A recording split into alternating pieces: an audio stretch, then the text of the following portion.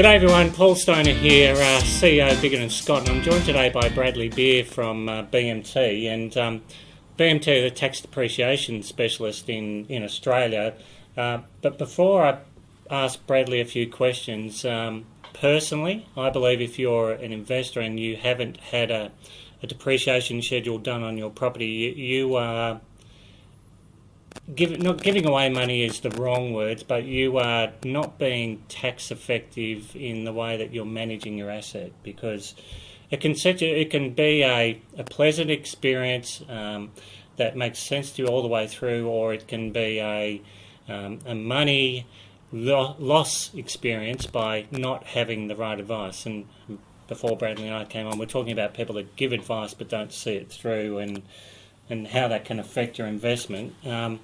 But we're going to try and chunk this down, because if we get anything out today, it is what I personally, from Biggin and Scott's point of view, would like you to think about is having a look at BMT's app, or speaking to one of the property managers about having a tax depreciation schedule done.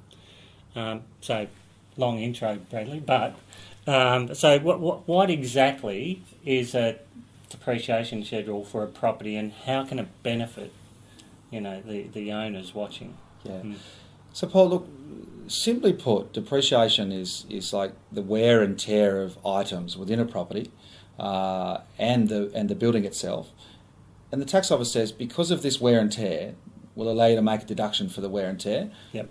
If it's used for investment. Yep. It's very similar to if you've got a car and you use it for business, then you'll be able to claim the cost of the, cars depreciate quickly. We all understand depreciation of a car. Certainly mine do. As it goes down in value, if you use it for business, the tax office lets you claim some of that value. Yeah. The difference with the property is that people are buying property to create wealth, and we're hoping it appreciates or goes up in value. However, so let's just separate that for a second. So I was thinking while you're talking, so the land will appreciate, the property, the actual building can have a depreciating method. Yeah, so the building itself, the carpet, the bricks and mortar even, effectively still wears out. That's right. So the carpet one day is going to get thrown away. So we get to claim a depreciation on that carpet and the things in the property, because of the fact that these things are wearing out, even though we're hoping for the overall value of the property to appreciate in value and get worth more over time. Right. Yeah. So it's a simple concept. The property wears out, tax office says, well, it costs a certain amount at the start, we get to make a deduction for that over time. Yeah. Different things within the property depreciate differently. So the bricks and mortar obviously last longer, so the tax office allows them to claim them over a longer period of time. Yeah. Carpet doesn't last as long, stoves and things like that. We get to claim them quicker because they don't last as long. Yeah. What does it mean? It's a tax deduction that's a non-cash tax deduction. So we've got deductions for interest and things like that we get to make against our properties. Yeah. Depreciation's a non-cash tax deduction. It's just the building getting older and wearing out. We make a deduction for that. That's right. That means more cash flow potentially for the property owner. Yeah. So for the owner watching, new property, the gas, water heater or something goes in the first 3 to 5 years. So that's had a tax depreciation schedule done on it. Yes. And it helps with a replacement.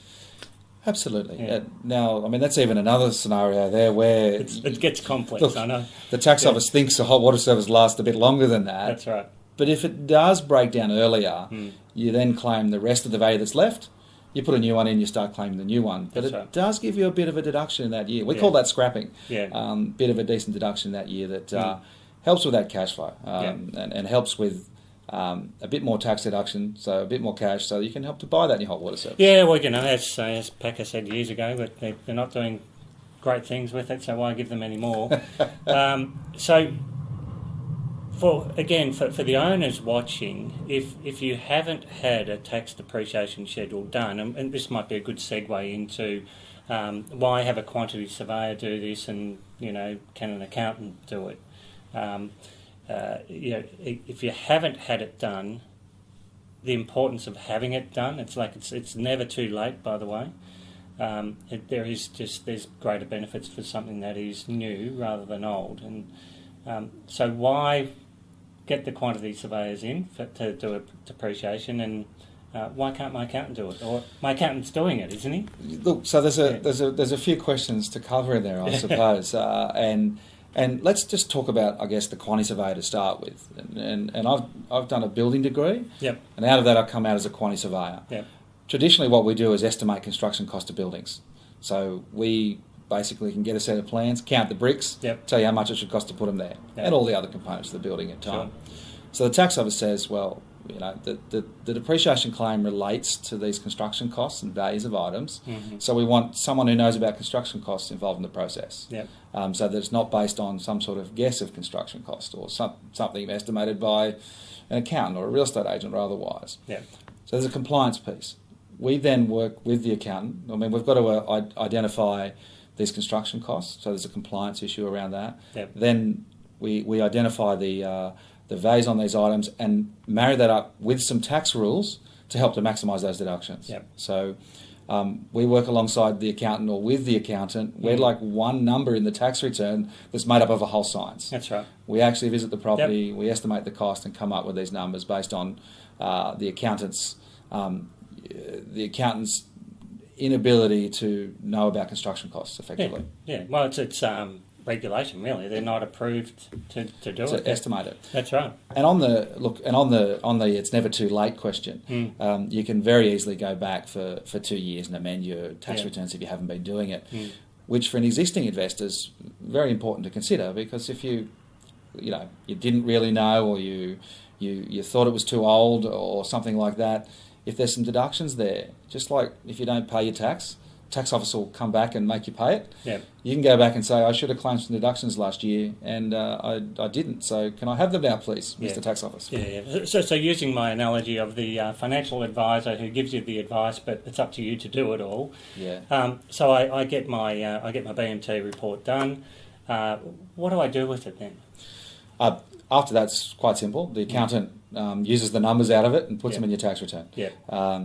We when we do it, we say, who is your accountant? So we provide a copy to them so that they've already got it. So when you turn up, he's got the numbers in there already, and we've got you some more tax deductions, some more cash. Yeah. So in simple terms, the accountant understands what these guys have done. They're just not able to physically do the depreciation schedule side of things. So it's important you get it done. So can I do it on any property? So look, any type of investment property. So the one that's excluded is your principal place of residence. Yeah. Unless, of course, you move out of it and rent it, then it becomes an investment property for that period. Residential, commercial, industrial, anything that's been used as an investment property has got potentially depreciation available. Yeah. So I was asking Bradley before we started, so what aren't I allowed to say? Because if I was sitting down with any investor now, it would be you'll make what you're going to make rental wise on the property, and you need to pay your insurances, and we'll have landlord insurance, all really important. But this particular part of your investment strategy is so important because it gives you the write down value on the build and certain items in the house. So you are being more tax effective. You're getting more money back, and that's important for as you need to upgrade. Look, absolutely. I think as investors, and I'm a property investor as well, we buy investment properties with the purpose of making wealth out of those investment properties, and that comes through capital growth, through cash flow as well, and depreciation is one little piece of that puzzle that makes a pretty big difference. The average deduction out of a property that we've done, and we've done lots of them, is about $10,000 in the first year. Now, we're going away, and think we're in the real estate space here, and the fees are a small percentage of the rent each week. $10,000 in deductions could mean, depending on your tax rate, $100 a week in difference in cash flow doing it properly. Yeah. So with so some good advice from Biggin and Scott. If our fees, they're not much when you consider how much stepping into this area of doing your tax depreciation can save you. But more importantly, as an investor, if you haven't had a depreciation schedule done, please, you need to do it, because it's a sound investment strategy for anybody when it comes to property? Look, I think there's a couple of fears that come up, and one's around that accountant, and we work with them. The other question that we get very regularly is around the age of the property. Yeah. We touched on it earlier. Old property simply still gets depreciation. It doesn't get as much depreciation, That's right. but it's very easy to identify what sort of deduction that might be prior to us actually doing it. So if we've got the address of the property, we can give you an idea of how much deduction should be there. We can talk to the accountant if necessary. We can look at what you should be claiming. And if it's not worth it, we don't do it. So the app's available now, isn't it? App's available now. Yep. You can go in and estimate and put some details about it It's yourself on or my talk to It's us. on my phone. Well, we're also happy just to talk to you about your property Yeah. and give you an indication. And if we can't, we've got the guarantee there. It's double the fee or it's free. If we can't find deductions twice as much as the fee, we don't do it. So I hope everyone understands that. The guarantee is it'll be double the fee. You'll get back in that first year double the fee or it's free. So it's actually not going to cost you anything to get this in place. So it's twice the deduction in the first year. And even if we ask you a few questions about your property before we go out there and we do a site inspection on it and all these things. Yeah. If we don't think it's worth it, we'll tell you then. If we do think it's worth it and we go ahead and we do all the work and we're wrong, then we were wrong and we'll give you your money back. Yeah.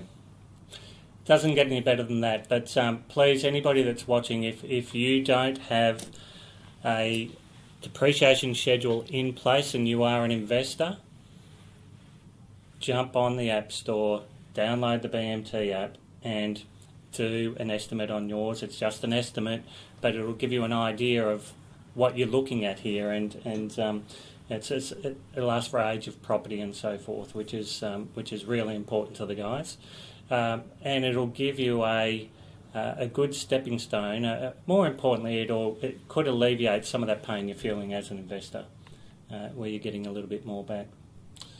I've been wanting to do this video for ages because I strongly believe in the product. I believe in the structure of the tax depreciation. So thanks for coming in. Thanks, Paul. Any other little bits of gold you want to leave behind before you? I think that estimate's the important thing. The crunching your numbers when you're looking to buy to make sure you can afford it. Yep.